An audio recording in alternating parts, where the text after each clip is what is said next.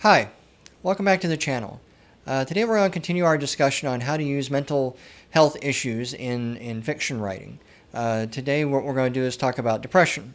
My plan is to kind of go through the various mental health issues that I think are the most common, probably the most interesting, certainly the ones I feel like I know the most about, and talk about how they show up with a lot of my clients and maybe how they show up in your life, and then to talk about like how to use these in fiction, and so that way they can be not only be realistic. I guess that's mainly the thing, is to be realistic. If your readers feel like they can see themselves in some characters, then that might connect with them a little better, might resonate more with them. It gives them a little more depth, as opposed to just the sort of stereotypical cookie cutter, very superficial kind of approach. And so today we're going to talk about depression, which is probably, if it's not the most common mental health issue in the United States, it probably is number two. Anxiety would be, the other one.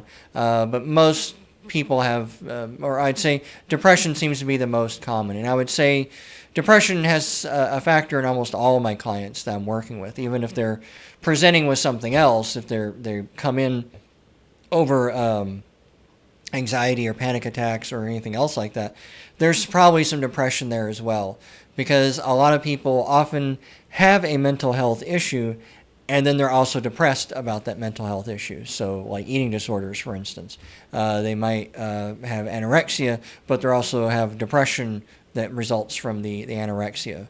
We would be treating the anorexia first because that's the more pressing. And so depression being so common, statistically speaking, it should appear in most of your fiction. Of course, it doesn't, and I think there's a very good reason for that. One is most of what we write, or certainly everything that I write, is meant to be fantasy. It's meant to be an escapism. I don't want to remind my clients of depression.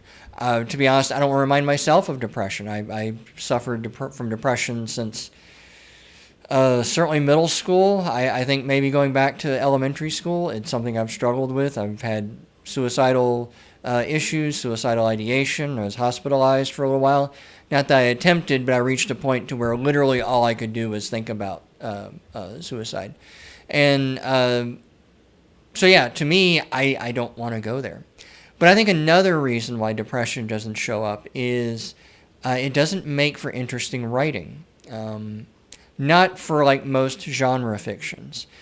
See, what's one of the things that people complain about characters, a bad character writing, is a character has no motivation. They have no agency. They either do nothing, they just hang around and talk all the time, or they're just sort of led by the nose by the universe. They're not very proactive. They're not trying to do things.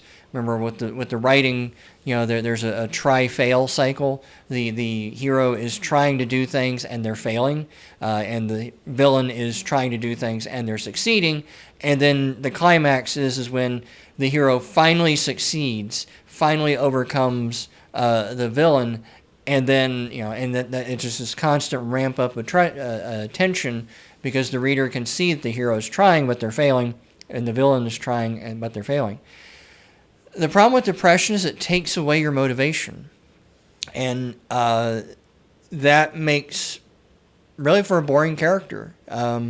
It makes very difficult to work with clients, but from a writing standpoint, a depressed character will just sit around a lot. And let me kind of, talking about like depression with my clients, just to kind of give you an example, is most people think of depression, or, it's represented a lot, very superficially and shallowly, of people.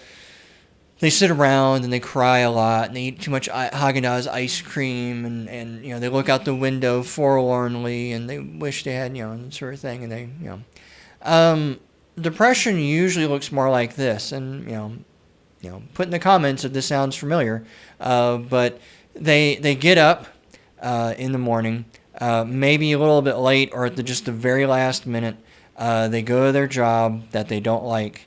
They go through the motions. They do a good enough job. They don't get fired, but they're really not into it. They're not interested in doing anything different or looking for another job. They just kind of go through the motions. Then they go home, they eat, probably not very well, probably not very much, or sometimes too much. Kind of depends on person's relationship with food. They do their groceries, they do laundry, they pay their bills, they do the bare minimum to get through life. Life has become like a long, endless series of checklists that they just go through, they check the boxes, and when they're done checking the boxes, or when they feel like they just don't have the energy to check any more boxes, then they park their ass in front of their computer, or in front of their phone, or in front of their TV, and they just veg out. They binge watch Netflix shows that they don't even really like. They play video games that they're really kind of not into, but they're just sort of repetitive. Porn becomes very commonplace at this point, spending hours just sort of cycling through free porn. Substance abuse can become an issue. Usually we're talking drinking a little too much, smoking too much weed. Hopefully not, but sometimes it goes up to heroin and that sort of thing. That's more what depression looks like. And because what depression does is it tells you that there's no point. There's no point to anything anymore. It all sucks. It has always sucked. It sucks now, and it will always suck in the future. Just get through it. Just get through life. And that's, for a lot of folks, that's when suicide starts to pop in, because part of their thinking is I don't like how my life is going, but I don't know how to change it. Depression's telling me there's no point in trying anyway. And so I don't know what to do. And then another part of their brain goes, well, if you weren't alive, you wouldn't have to live like this. Yeah. So it has its own twisted logic to it. If you've never been depressed, you don't actually understand that. But if you have been depressed, you probably got what I just said. And a lot of people feel that way. That's a much more common than people think. And I have to kind of warn my clients, because, I have to tell them things like, in the first session, if I hear anything that seriously makes me think you're going to hurt yourself or hurt somebody else, then I have to report that. And that's why I started adding this seriously, because someone with some vague ideas or notions that they might want to hurt themselves or kill themselves, but they don't want to do that, that's not someone I need to report. But that's information I as a counselor need to know, because that tells me this is where their brain is at. And I think for some people, when they commit suicide, the reason why they go there is that logic that, well, if I wasn't alive, then I wouldn't have to live like this. That just doesn't go away. They don't ever find another answer. For me as a counselor, that's my job, is help them find other options. But for a lot of folks, that's just sort of the grind that they go through. A lot of times depression manifests as anger as well. And so my clients, especially my male clients, this is very common. A lot of male clients, they will be angry. Now, when they call me and they want to start counseling, and they say, yeah, I got anger management problem, I'm usually listening for what are they anxious about or what are they depressed about. Because the anger itself is really just a symptom of something else. Like I said, I usually see that in men, but I've also seen in women too, so it's not gender specific. It just seems to be more in that realm. And so that can be one of the reasons why I think depression doesn't show up in a lot of characters, is because they have no motivation. They don't do the try-fail cycle. They don't maybe even try at all. Or they try, they fail, and then they quit. Because depression says give up. Just stop doing that. Depression will create ridiculously over-the-top expectations. So I've seen that. I've experienced it too, but I see that with some of my clients, is that, depression says, oh yeah, just don't bother, no point, just watch TV, who cares, nothing's going to work out anyway, just give up, and just, this is easier, this is better, just do this, And then the person's finally like, no, I don't want to live like this, I hate doing this.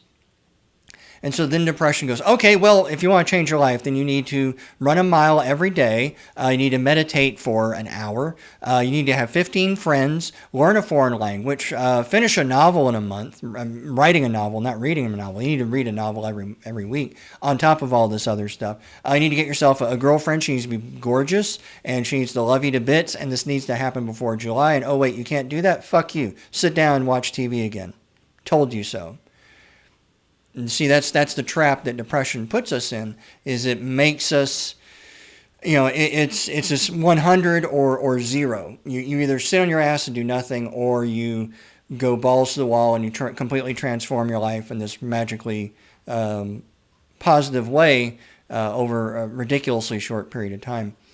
And that's my job as a counselor, is to create that gray space in between, to where, no, you don't have to do, sitting on your butt and doing nothing is not good for you, but maybe someday you'll get to this 100% that depression tells you you're supposed to be doing, but you're not going to get there overnight. Let's just pick one of these things and work on this slowly and incrementally and build up to it, manageable, so you can start seeing some success.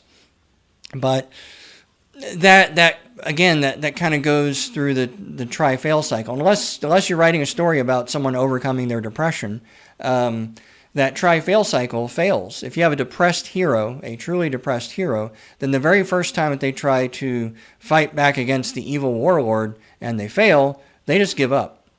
Those are the people who just go back home. They don't want to fight. They don't want to get involved, that sort of thing. So I think that's the reason why depression doesn't really come up a lot in fiction writing. I don't think there's anything wrong with putting depressed characters in your fiction. I just think it's very tricky. It could probably work a little better with a sidekick. It could maybe work a little bit with a villain who is depressed, but their depression is manifested as anger, and so they're lashing out at the world. And because the other thing, the way to write a depressed character, to kind of actually craft it, is most depressed people have very negative views of themselves, of the world, of the future, of their past, of their relationships. Almost everything is seen through this negative lens. Even if it's not like totally black and super negative, it's definitely very minimized. Anything that's actually good in their world, they tend to just sort of dismiss and minimize. And any little successes that they have are also usually minimized as well, assuming that they even acknowledge that they had them, because that's what depression wants. It wants you to give up. And so if you have a small success, then depression either says, oh yeah, but you're supposed to learn 15 languages by the end of the year and you only learned 5. Or it just says like, you still haven't done anything. Your life still sucks, or something else like that. And so that can be one of the challenges too. But with depressed people, it can be very, very tricky. Like I said, because a depressed person doesn't really want to do anything, and that's what you need your characters to do, is to do something, right? That's what drives the plot. That's what keeps things going. That's one of the things that writing coaches will talk about, is like poor character development is a character with no motivations or goals, and so they don't know what they're working towards, and so then they don't work towards anything, and then you just have words on a page describing stuff without really anything happening. Lots and lots of dialogue, but it's meaningless. It goes nowhere.